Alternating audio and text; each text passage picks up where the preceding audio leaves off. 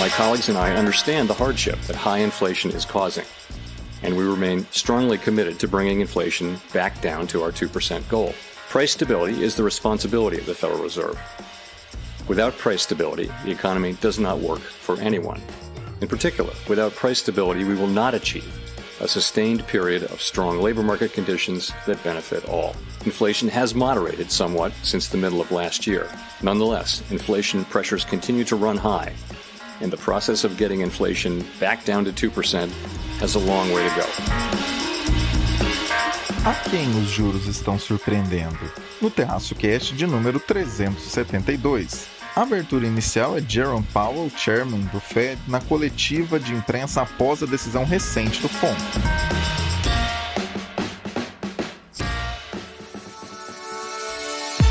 Uma coisa que eu nunca faço, e eu acho que é um grande erro, é você pensar como economista, você vai decidir o que é politicamente factível, o que é politicamente interessante. Eu nunca penso dessa maneira, eu digo o que eu penso e deixo as pessoas pegarem o que quiserem. We are expecting that every month we will see a further decrease. I think that inflation at higher rates than what we're used to is here to stay. Brasil, mundo, economia, política e o que for relevante para você. Isso é o Terraço Cast. E aí, pessoal, tudo bem? Caio Augusto, diretamente da tarde de 6 de maio de 2023, um sábado, em Ourinhos, para o 372 do meu, do seu, do nosso Terraço Cast. Nesse episódio, estou na companhia do trio mais amado do Brasil. E aí, Raquel de Sá? Alô, alô, terraceiros e terraceiras! Aqui quem fala é ela, a moça do tempo, a moça sem tempo. Pois é, gente. Se vocês soubessem a confusão no tempo e espaço que eu tenho feito recentemente, ou eu chego atrasada para os compromissos, ou eu chego adiantada e acho, em pânico ali de não me atrasar, eu chego adiantada, acho que as outras pessoas estão atrasadas, saio de reuniões, o negócio tá complicado, viu? Hoje eu acho que eu vou dar uma conversada com os planetas, e ver o que tá acontecendo, nessa, não sei, conjunção planetária aí que parece que tá atrapalhando aqui, o meu tempo climático e o meu tempo ao tempo, em termos de atraso do tempo. Mas é isso. Sem mais delongas, vamos ao que interessa, a previsão do tempo. Parece que estamos aqui numa estação do ano estranha, em que a gente acorda e parece que tem pessoal saindo de coturno e sobretudo, mas faz 28 graus. Então, eu acho que a gente tá chegando naquela estação do ano meio cebola, A gente vai com várias camadas, vai tirando as camadas, e aí a vida segue nesse estilo de cebola mesmo, gente? É isso. Então deixa eu parar de falar besteira e vamos para a pauta. Sobre o tempo, isso deve ser resultado dos seus tempos britânicos. E sobre a previsão do tempo, tô contigo. Melhor a época que você sabe que tá calor ou que tá frio do que essa época que muda toda hora. Fala, Renata Cocho!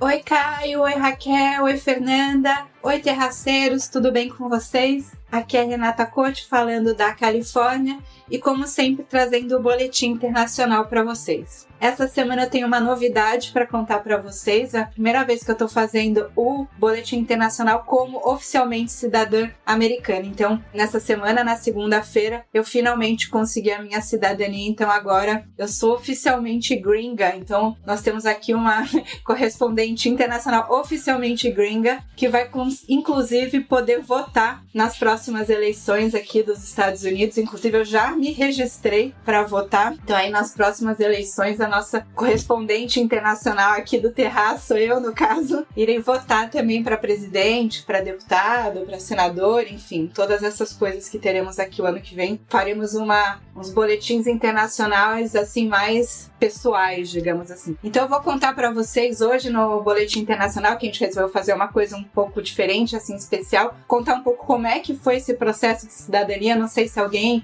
muitos ouvintes às vezes têm interesse de mudar para os Estados Unidos e quer saber como é que é o processo de green card, cidadania, então eu vou contar um pouco como é que foi esse processo e depois eu vou falar um pouco também, claro, de economia aqui dos Estados Unidos. Essa semana a gente teve mais uma vez uma super quarta, tem ficado comum a super quarta, que é aquela quarta-feira em que vários bancos centrais saem decidindo taxa de juros ao mesmo tempo. Então a gente teve o Copom no Brasil, que a Raquel vai comentar, e aqui nos Estados Unidos a gente também teve aí mais um aumento de juros, os rentistas cientistas aqui continuam vencendo, digamos assim, mais um aumento de 0,25 na taxa de juros do Fed, que chega aí agora a 5,25 ao ano, tá bom? Então são esses os assuntos que a gente vai comentar com vocês nesse podcast aqui especial no Boletim Internacional. Como diria aquele canto de torcida muito agradável, atenção, Mr. Farofinha, bota o pi aí, hein, meu querido. Que pariu é o melhor boletim internacional do Brasil. E aí, Fernanda Mello? E aí, meus amigos, eu estou de volta. Parece que passou uma eternidade que eu não falo aqui no terraço, mas já estava com saudades. Voltei das minhas férias, comemorei meu aniversário e estou aqui de volta para vocês. E vamos falar de varejo de moda. Voltou com a cuca fresca, abraço para quem pensou aí, essa é do meu tempo, e pronta para diversas reflexões agregadoras. Trio mais amado do Brasil de volta, então vamos ao 372. Raquel, tivemos recentemente outra super quarta, decisões de juros nos Estados Unidos e no Brasil, em um mesmo dia. O que tivemos de novidade dessa vez? É isso, né, Caio? Falando agora da pauta, né, aqui com os meus queridos, excelentíssimos colegas, né, de Terraço Cast, essa pauta, ela não podia ser outra, né, gente? Não podia ser outra, ela é ela, gente. É um pássaro, é um avião, é uma super heroína, não é ela super quarta.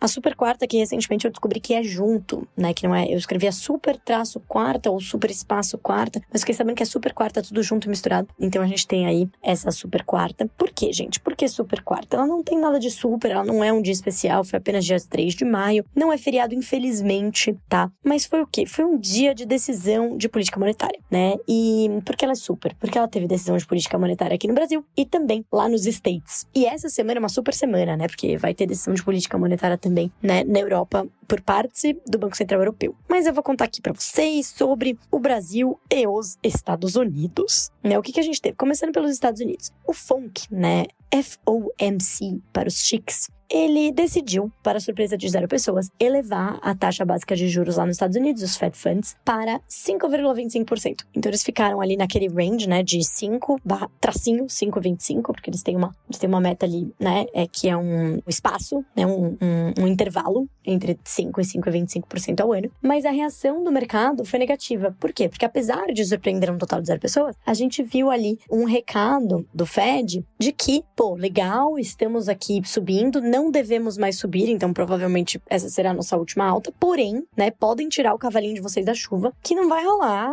queda tão cedo, tá? A gente vai seguir vigilante, a inflação ainda tá alta, não tem essa de cortar juros esse ano ainda. Vocês estão viajando, galerinha aí de mercado, não sei que arco-íris do juros vocês estão vivendo, mas a inflação ainda tá alta, principalmente no setor de serviços. A gente não tá aqui dando mole aqui nessa posição, a gente tem a nossa reputação em jogo. Brincadeira, ninguém falou isso, mas eu imagino que todos estejam sentindo isso. E os juros vão continuar altos e a gente tá ligado que tem aí uma crise de crédito, mas por enquanto a gente não acha que ela, assim, a gente acredita que essas condições financeiras vão piorar e vão começar a bater no bolso das famílias e das empresas, mas por enquanto não tem grandes sinais aí e a inflação continua alta e a economia continua forte, né? Principalmente no mercado de trabalho, a gente tá vendo a economia desacelerar, mas nem tanto assim, né? Então é isso, gente, tirem o cavalinho da chuva, não vai rolar corte tão cedo. A galera ficou um pouco chateada, né? Não sei como eles imaginavam outra coisa, mas é isso, né, gente? A galera supera em breve. Enquanto isso aqui no Brasil, né, eu acho que a surpresa foi para um total de menos 2 pessoas, né? Então, como nos Estados Unidos surpreendeu 0 pessoas, mas o recado até surpreendeu certas pessoas, aqui no Brasil não. Aqui no Brasil, né, foi uma manutenção da taxa Selic em 13,75% ao ano,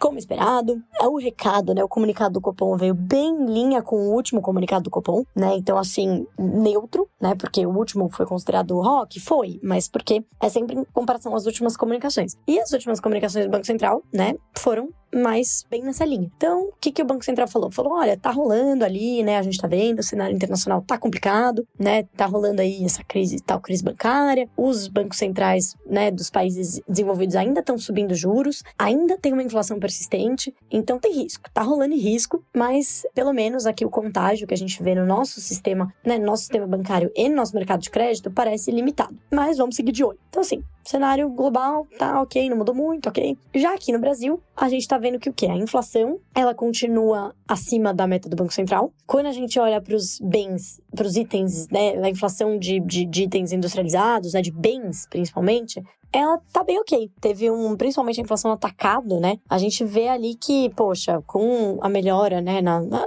volta ao normal do mundo, né? Com, assim, vamos dizer, é ruim falar isso, né? Uma adaptação, mas é quase isso, né? Quase que tá todo mundo... Tudo bem, tá rolando a guerra, mas tá todo mundo se adaptando, procurando outras alternativas e tudo mais. Então, os preços foram normalizando, né? Os fretes já estão aí por conta, né? Que estavam muito, né, impactados ali, o setor de logística como um todo por causa da Covid, tá tudo voltou normal, tá tudo ok. Então, nessa parte de bens, a gente vê que tá, e além do que o próprio juros altos estão fazendo efeito na economia. A gente vê isso no consumo de varejo e tudo mais. Eu tô, obviamente, colocando várias outras coisas aqui do que o Copom falou, mas tava dizendo isso, tá dizendo que a economia tá desacelerando como esperado, etc. Só que, né, por outro lado, tem aí a questão então isso, né, esse cenário eu diria, bom, então talvez já possa reduzir os juros, é isso? Mas, né, tem os poréns. Primeiro porém é aquilo esperado, que o setor de serviços, ele demora mais, né, para responder a essa desaceleração da inflação, né, porque ele não tem a ver com esses choques de oferta, com esses desequilíbrios e tudo mais. Então, é mais a ver com a demanda mesmo, né, a demanda por bens e serviços e tal.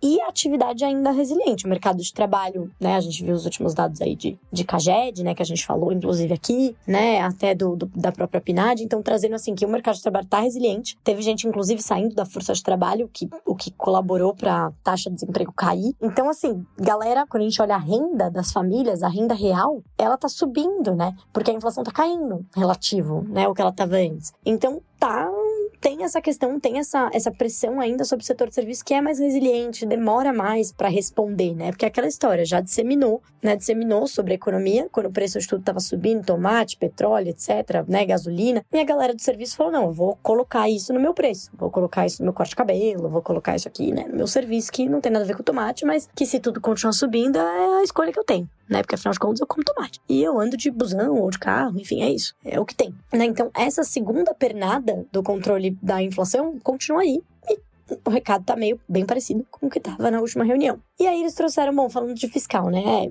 Então, ainda tem um risco, eles falaram assim, olha, de novo mantiveram aquela mensagem de, foi importante a apresentação né, desde a última reunião teve a apresentação formal do arcabouço fiscal, mas não tem uma relação mecânica entre a apresentação e a redução de juros. Por quê? Porque, primeiro, o arcabouço nem foi aprovado, a gente nem sabe como é que ele vai sair do outro lado no Congresso, e segundo, ele ainda tem que ter impacto, né? Então, aí veio o tom, né? O Banco Central pediu serenidade e paciência, bem zen, assim, serenidade e paciência, por quê? Porque essas coisas demoram, né, pra fazer, surtir efeito. Então, eles querem ver, principalmente, o efeito nas expectativas de inflação. Então, cara, beleza, legal, bacana que teve esse arcabouço, a gente acha que ele foi positivo, mas cadê esse efeito, esse impacto aqui, né? Porque tem outras coisas que também importam além disso. Tem o parafiscal, né, tem vocês fazendo um arcabouço de um lado e do outro lado falando que o BNDES, né, piscas em veículos de mídia dizendo que tá se discutindo mudança na taxa de juros do BNDES. E eu já falei aqui várias vezes qual que é o problema disso, como isso perde eficácia da política monetária, né?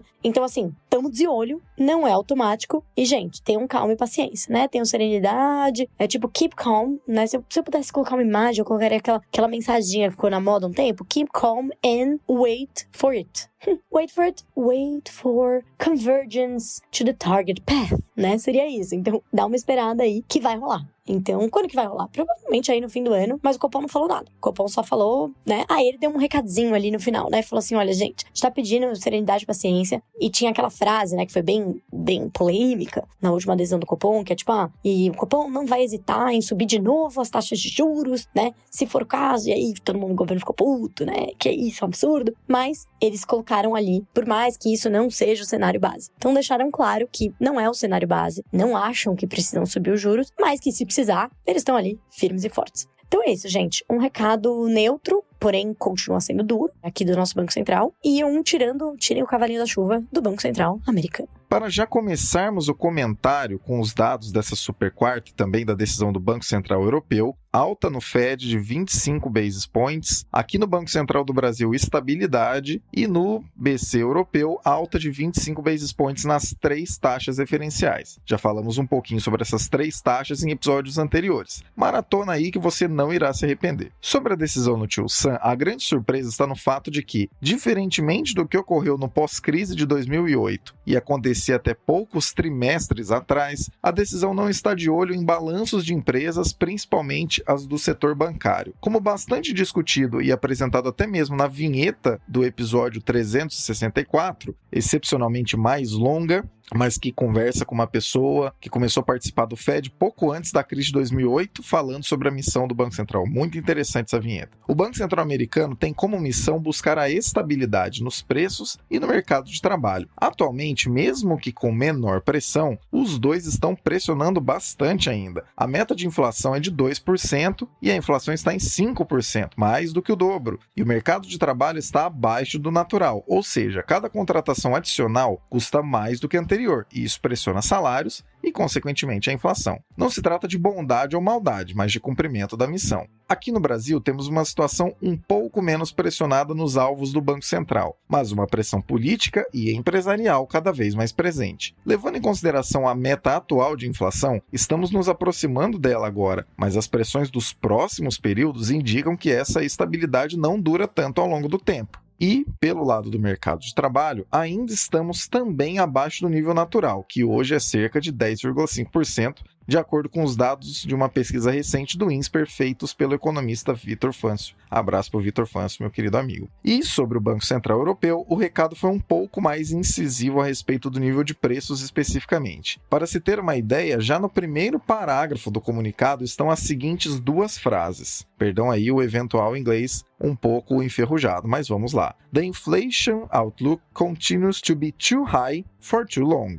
E a segunda frase, headline inflation has declined over recent months, but underlying price pressures remain strong. Em tradução livre, a expectativa de inflação continua muito alta por muito tempo. E a segunda frase, a inflação no geral diminuiu nos últimos meses, mas as pressões exercidas pelos preços espalhados pela economia continuam bastante fortes. O que podemos pensar no presente momento é que aqui no Brasil, as taxas só devem começar a cair no segundo semestre. Nos Estados Unidos ainda existe certo espaço para a alta de 25 basis points, principalmente pelo tom da coletiva de Powell, que você ouviu logo na abertura, e na Europa ainda existe um caminho indefinido de altas. Apenas para finalizar o comentário, um lembrete. Políticos e setores econômicos reclamarem de taxas de juros altas não é um fenômeno exclusivamente brasileiro. Isso acontece em todo lugar do mundo quando as taxas de juros sobem, porque os juros de fato pesam para todos. O que não se pode definitivamente negar é que existam evidências para que os bancos centrais do mundo inteiro cumpram suas missões, quaisquer que sejam, porque o contrário disso é muito mais doloroso. Argentina e Turquia, com bancos centrais que se submeteram a pressões, hoje entregam péssimos resultados tanto em inflação quanto em termos do quanto suas moedas valem perante o resto do mundo. Não é como se a gente precisasse resgatar algo do passado para ilustrar o tamanho do problema. Com menos de 30 segundos de pesquisa, você já consegue achar hoje qual a magnitude da hecatombe econômica que esse tipo de coisa pode promover. Isso significa que todos os bancos centrais do mundo estão certos e não devem jamais serem questionados em seus métodos? Claro que não. A economia é uma ciência social aberta e que permite questionamento. Por exemplo, do que visualizam esses bancos centrais como sendo os itens principais para sua tomada de decisão. Aqui no Brasil, uma crítica feita ao Banco Central, geralmente, é que ele está mais de olho em expectativas desancoradas de inflação do que em todos os outros itens subjacentes que deveria observar. Então, que se discuta o peso desse olhar para cada um desses itens, quais seriam esses itens e como fazer isso de maneira técnica e racional. Certamente existem meios de fazer isso que tornem a atividade mais frutífera e acertada do que talvez esteja sendo realizada hoje, ao longo do tempo.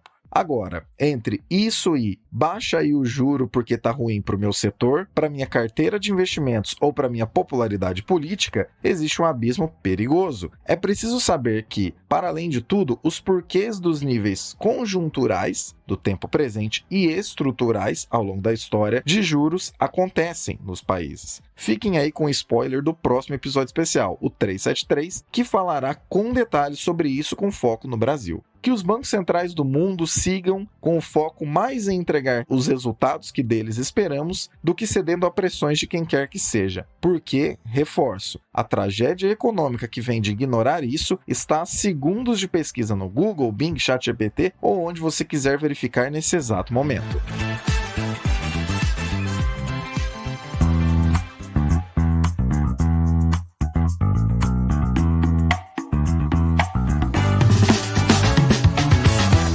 Existe um lugar no qual você encontra todas as contas oficiais do Terraço Econômico. Essa é a nossa Linktree. YouTube, LinkedIn, Facebook, Telegram, Instagram, Twitter, WhatsApp, TikTok e Hello estão disponíveis lá. Além disso, você também encontra oportunidades de nossos parceiros, o curso Python para o Condado, no qual você aprende programação, e o link para abrir sua conta na Nomad. Abra com o cupom TERRACO20, tudo em maiúsculo, para ganhar até $20 na sua primeira remessa de câmbio. E para finalizar, lá você também acessa nossos e-books, 10 motivos para aprender mais sobre economia hoje e Projeto Nobel, com artigos sobre todos os anos do Nobel de Economia entre 1969 e 2022. Ambos de graça, baixe agora mesmo. Não deixe também de seguir as pessoas que participam dos episódios do Terraço Cash e se dedicam semanalmente a trazer as análises que você ouve aqui conosco.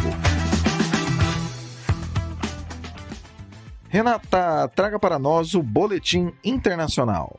Tô contando, né, falando mais, começando aí do primeiro assunto, que é o processo de cidadania. Então, se você não tá interessado aí, passa rapidinho para eu falar rápido, mas eu queria contar um pouco como é que foi a minha mudança para cá e como é que foi todo esse processo. Eu mudei aqui para os Estados Unidos em 2011, então, na verdade, eu já poderia ser cidadã há mais tempo, mas eu demorei até um pouco para tomar essa decisão e eu vou explicar até um pouco para vocês o que isso, né, leva também em consideração. Mas, enfim, eu vim para os Estados Unidos com um visto de L2, que é um visto de esposa de alguém que foi transferido entre companhias. Então, o meu ex-marido, ele trabalhava no Google na época e ele foi transferido aqui para os Estados Unidos para continuar trabalhando no Google, e aí o Google tinha que fazer todo um processo para provar que não tinha aqui nos Estados Unidos alguém capacitado com o background dele para fazer o trabalho, né, que na verdade era cuidar de clientes da América Latina. Então, o fato dele, né, ser brasileiro e ter todo um background no Google também era uma coisa diferenciada.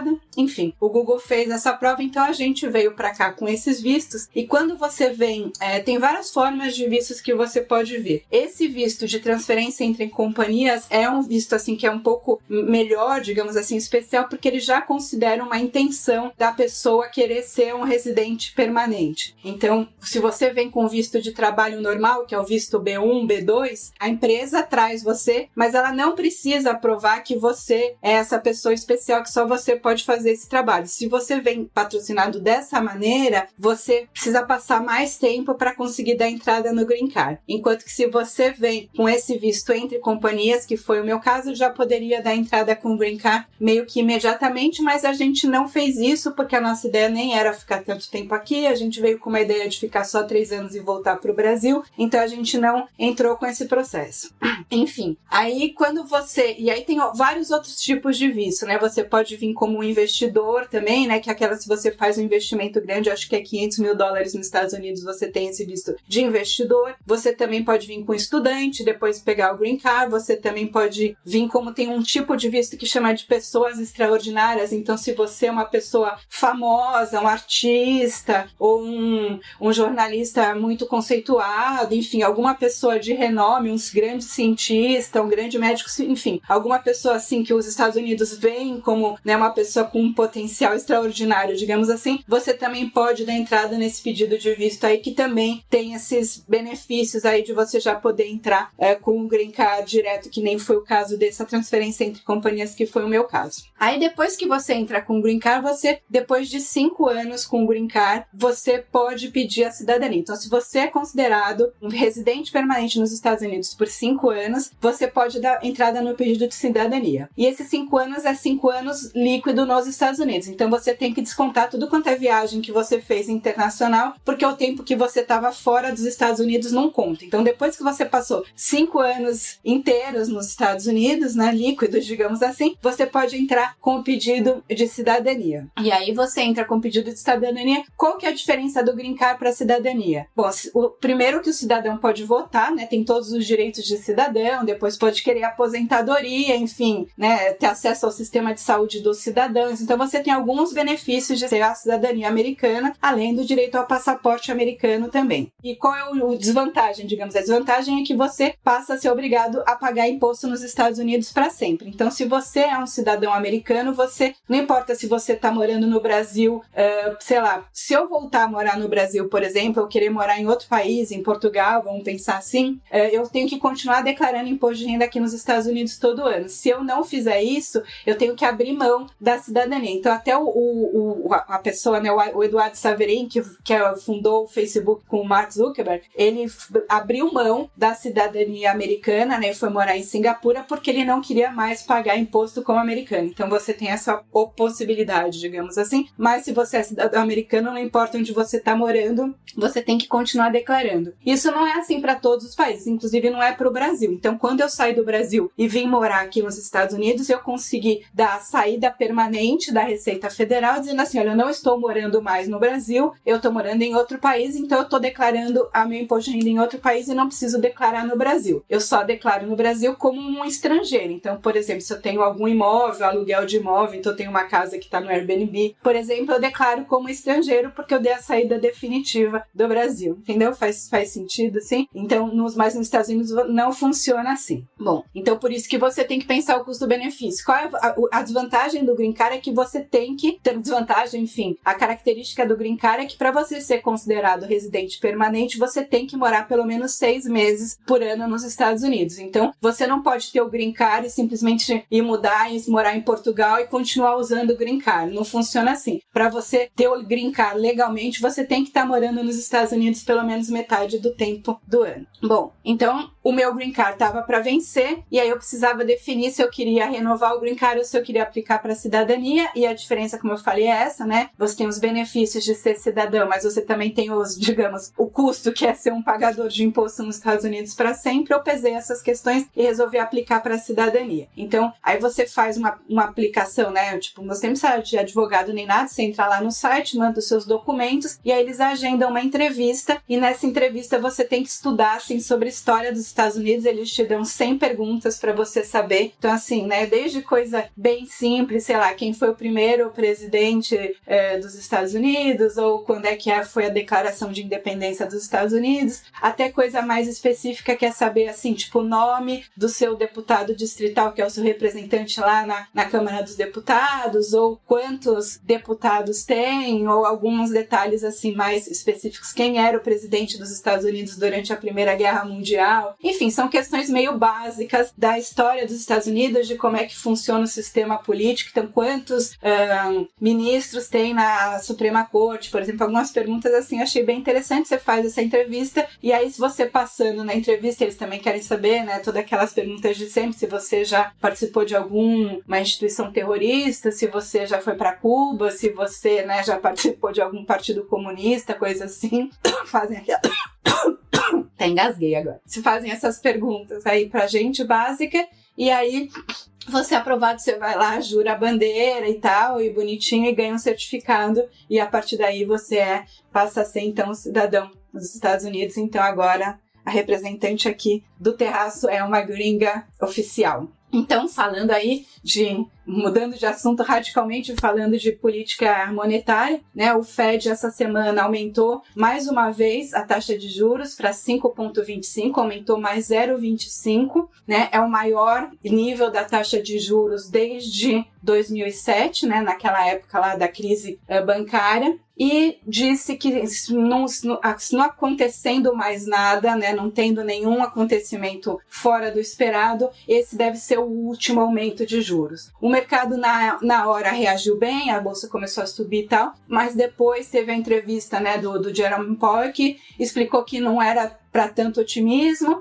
que na verdade, assim, né, a ideia do Fed era realmente, assim, tipo, parar de aumentar a taxa de juros por enquanto, até porque tem toda essa questão, né, da crise bancária, e ele falou na preocupação do Fed de aumento de taxas de juros poder desencadear, né, mais problemas em outros bancos, e o que a gente sabe, né, que uma das atribuições dos bancos centrais é zelar pela integridade do sistema financeiro, digamos assim, também, né, não só pela meta de inflação. E ele falou que, então, assim, dada essa preocupação e dado o cenário, que eles vão parar de subir as taxas de juros, mas vão esperar também a taxa de inflação convergir para a meta de 2%, e ainda está bem longe disso. E a economia americana continua resiliente ao aumento de taxas de juros, né? A gente continua vendo um mercado de trabalho bastante aquecido, salários ainda em alta, então é complicado você achar que as pessoas vão parar de consumir, apesar de que está mais difícil de conseguir conseguir empréstimo, mas enfim, né, tem todas esses...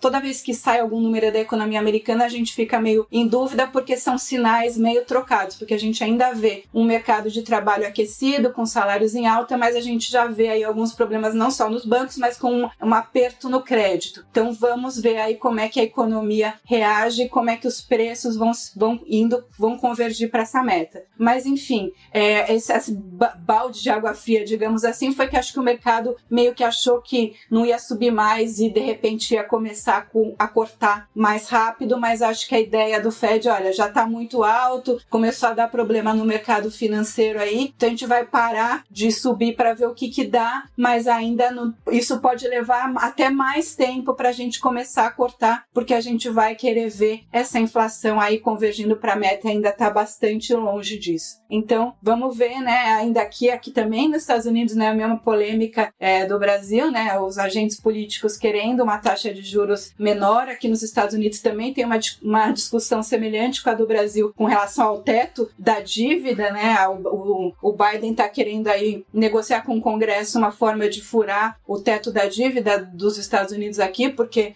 com essa taxa de juros, enfim, do jeito que tá indo, a economia não vai conseguir manter, né, vai ter que furar esse teto de alguma maneira, então eles estão negociando para ver como é que vai ser isso, que é a mesma discussão em outros países. O Banco Central Europeu também aumentou mais 0,25 a taxa de juros agora nessa reunião agora dessa semana, então o mundo está todo nessa, né, tentando aí combater as pressões inflacionárias através da política monetária, com assim, a inflação pelo menos parou de subir, né, ela está, digamos assim, sob controle, numa taxa de juros elevada, mas a inflação ainda continua num patamar bastante elevado para o que é o desejado para as economias, né, nos Estados Unidos, na Europa, no Brasil. Então continua esse cabo de guerra aí para saber qual vai ser a taxa de juros mais interessante para, digamos, né, desenvolver as economias, para, né, melhorar a qualidade de vida das pessoas.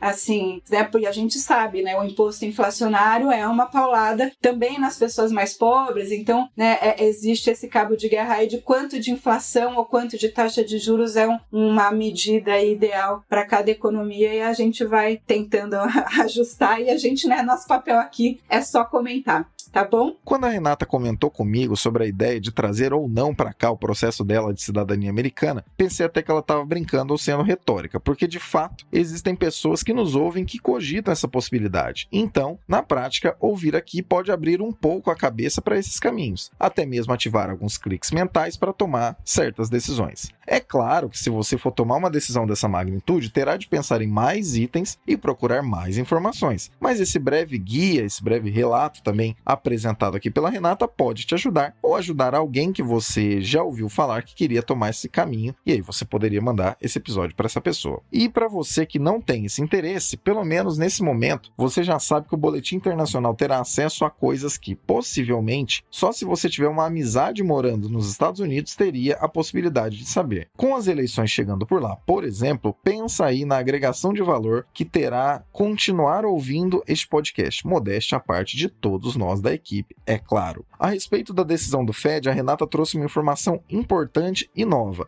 Nova, eu digo no sentido de ser complementar ao que a Raquel já havia trazido no primeiro assunto desse episódio. O nível atual de juros lá nos Estados Unidos é o mesmo que se tinha no pré-crise de 2008. E outro ponto relevante a ser trazido. Lá, após a decisão ser divulgada, quem estiver de chairman do Banco Central faz uma breve apresentação dessa decisão e em seguida responde a perguntas numa coletiva com jornalistas. Nessa coletiva, a grande preocupação foi sobre os efeitos dos juros subindo sobre os balanços dos bancos, inclusive com uma pergunta específica a respeito da concentração bancária aumentando e como o Fed via esse cenário. Recentemente, o JP Morgan comprou o First Republic Bank após a sua quebra. Vale uma reflexão importante sobre isso. Nos anos 90, logo após o Plano Real passar a valer, o Brasil também viu vários bancos, como Nacional, Bamerindos e o Econômico, quebrarem, e o motivo é que eles haviam perdido parte de suas receitas que vinham do verdadeiro financiamento inflacionário que acontecia se proteger da cavalar inflação, por exemplo, pelo overnight, coisas do tipo. Quando esses bancos quebraram, o governo da ocasião botou em prática o PROER, que permitiu bancos saudáveis comprarem esses outros bancos que haviam quebrado, abatendo títulos podres no caminho ao custo que na época foi de 30 bilhões de reais. Beleza, esse custo não foi zero, mas encaminhou uma solução real para o sistema bancário e evitou uma crise muito maior. Então, fica aí a reflexão. Não seria muito mais eficiente que se pensasse em soluções mercadológicas óbvias para resolver as ineficiências? O literal, os que estiverem bem podem comprar os que quebraram, do que financiar um misto entre incompetência de gestão e eventual atividade criminosa, como a gente viu em 2008 com vários bancos e agora em 2023 com alguns?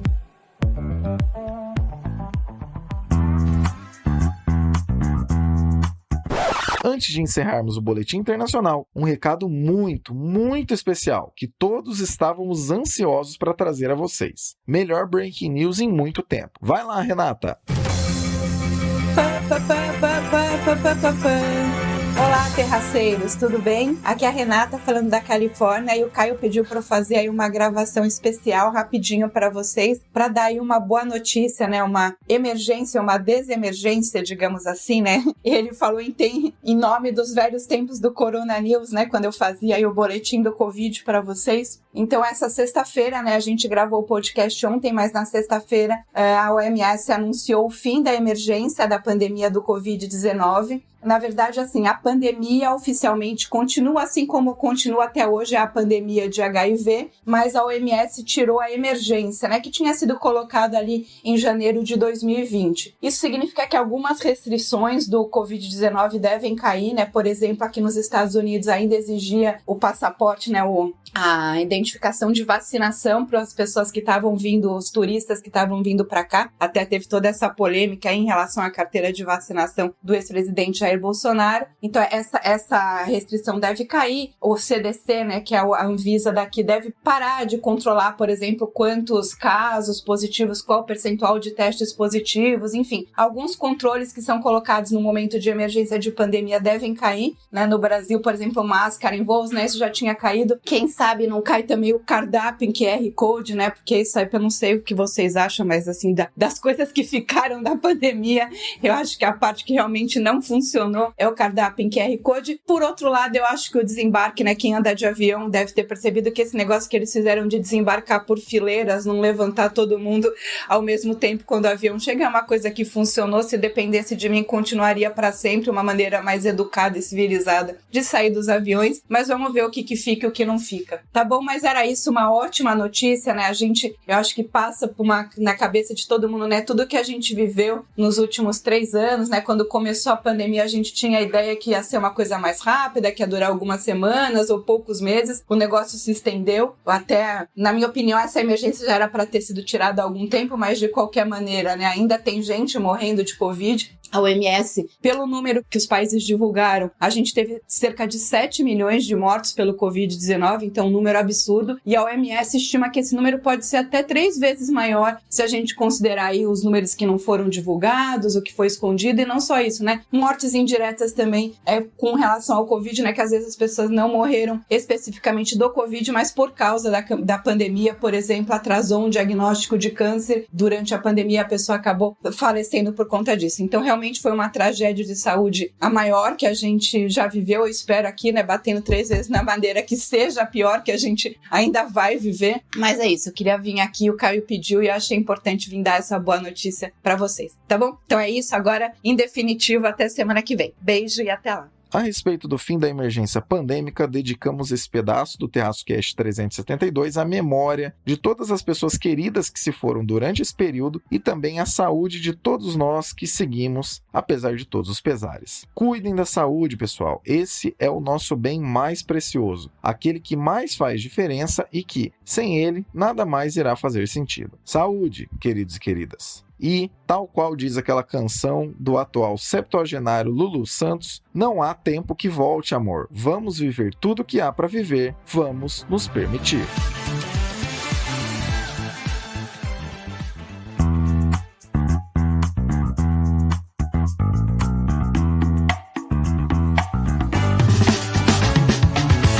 Já pensou em ter um conteúdo do Terraço Econômico associado à sua marca e sendo apresentado a centenas de milhares de pessoas que nos acompanham todos os anos? Confira na nossa Linktree o item Contrate o Terraço. Conteúdos em texto, vídeo, áudio, posts de divulgação e parcerias. Tudo isso alinhado para amplificar seus resultados e com a qualidade de quem tem compromisso com você. Gostou? Nos chame porque juntos faremos acontecer.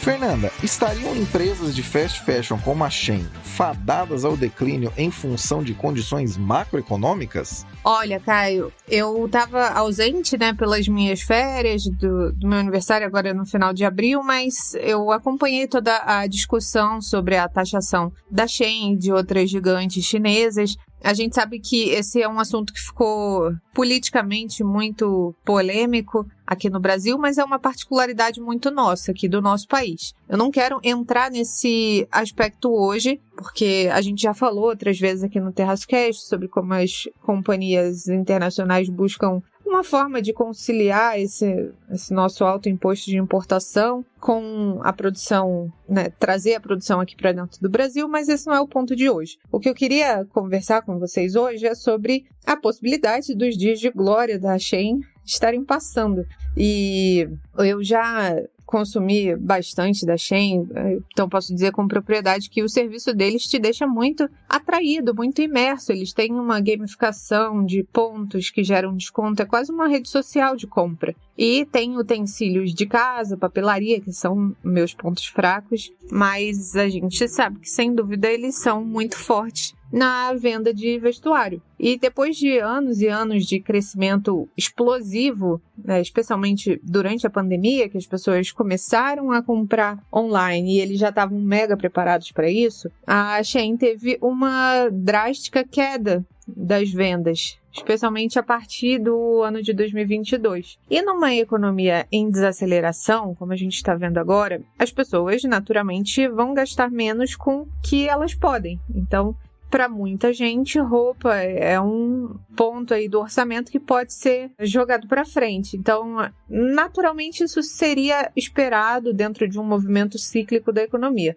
Mas a justificativa para a Shein em especial não é bem essa, porque senão a gente poderia justificar, como justifica, para todo o restante do varejo de moda, num geral. Agora, o que a gente pode falar desse que é o app mais baixado do mundo é que eles estão sofrendo com uma publicidade negativa da Shein com relação à sustentabilidade na sua cadeia de suprimentos, Isso também acaba afetando no final das contas. Por quê? A gente já falou dessa questão de sustentabilidade, de conseguir atender mais pessoas que não eram atendidas antes. A gente falou disso lá naquele episódio especial do Terraço sobre fast fashion. É o episódio 361. O que acontece? A Shein sempre foi acusada de maus tratos aos trabalhadores e tal, mas na minha visão, o que a gente está vendo agora é que o orçamento das famílias apertou, não faz sentido gastar com roupas que são descartáveis, E aí começa a grande problemática. De acordo com a Brandwatch, 70%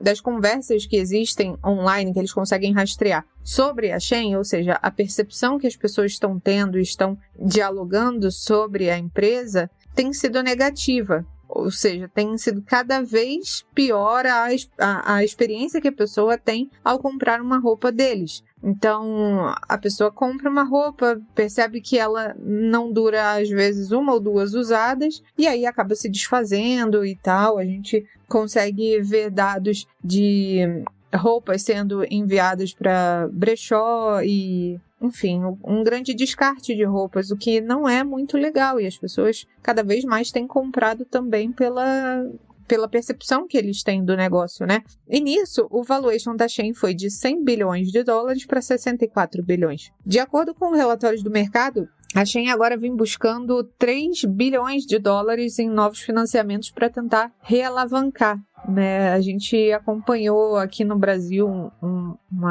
uma onda de lojas pop-ups, Então eles buscam novas formas de negócio para tentar se recolocar e se redimir. Mas, em comparação, é bem diferente, Se a gente pegar empresas como a Zara e H&M, que são outras gigantes do fast fashion, mas que não chegam a ser uma ultra fast fashion, elas não conseguem acompanhar o ritmo de produção da Shein. Outro aspecto é sobre acusações de plágio de designers pequenos. Então, uma série de problemáticas. E por que a gente fala disso aqui no Terraço Cast, né? Não é um canal de moda, mas tem tudo a ver com a economia e o comportamento das pessoas, especialmente nesse setor de varejo de moda, que é um setor que deve mudar muito de comportamento daí em diante. Tanto que a gente vê isso até nas fast fashion que a gente tem aqui no Brasil, listadas na Bolsa Brasileira. Então, é um assunto que deve se desenrolar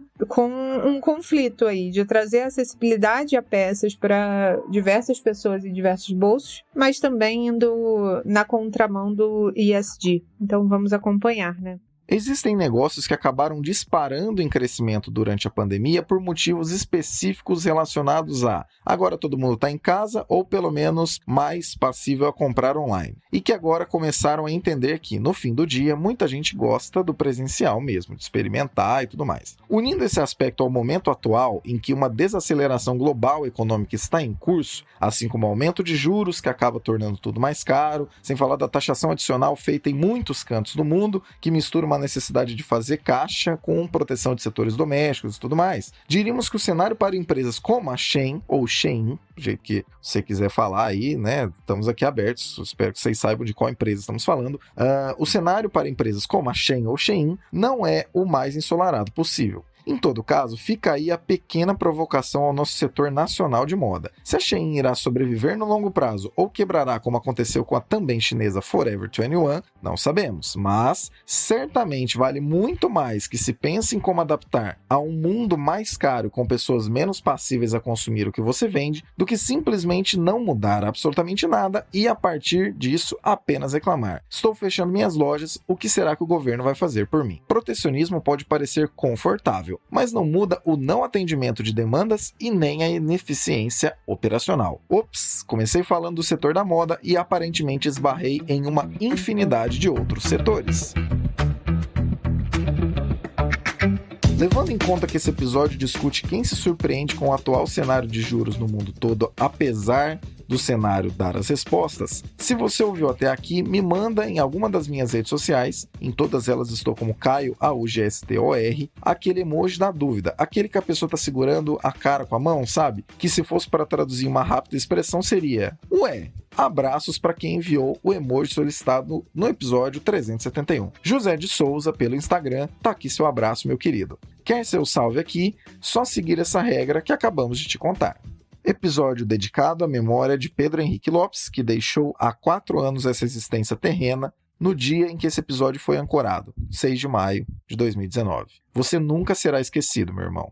Agradecendo ao trio mais amado do Brasil que trouxe suas análises para o 372. Obrigado, Raquel. Então é isso, pessoal, com esse cavalinho na chuva que não tem caído aqui em São Paulo, ainda bem, né, pro bem da Raquel e de sua locomoção de bicicleta.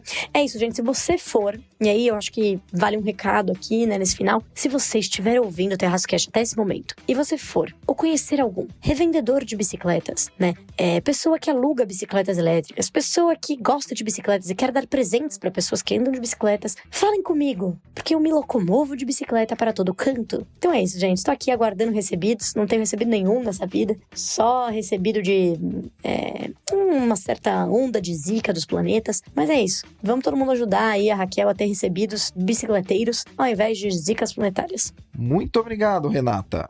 Até semana que vem, um beijo pra vocês e até mais. E também obrigado, Fernanda. Valeu, Caio, Rei, Raquel, pela companhia de sempre. É um prazer estar aqui com vocês no Terraço Cast. É um grande prazer falar com nossos queridos terraceiros, né? E para os terraceiros assíduos, eu convido vocês a deixar a nossa tradição lá, um emoji no meu último post do Instagram, um emoji de vestidinho, para combinar com o que a gente falou aqui sobre a Shein. Deixa lá um emoji para mim, que aí eu vou te mandar no próximo episódio. Um beijo, um abraço e uns saludos. Tá bom, galera? Valeu! A gente se vê na semana que vem. Importante sempre relembrar, estamos abertos para feedbacks de qualquer natureza, tanto nas redes do Terraço Econômico quanto nas das pessoas que deste podcast participam. Fica a dica. Gostou do que ouviu? Manda para alguém. Vamos aumentar a base de pessoas que ouvem este glorioso podcast. Afinal de contas, é para você que nos ouve que produzimos tudo isso. Abraço pelas ondas sonoras. Até o próximo episódio.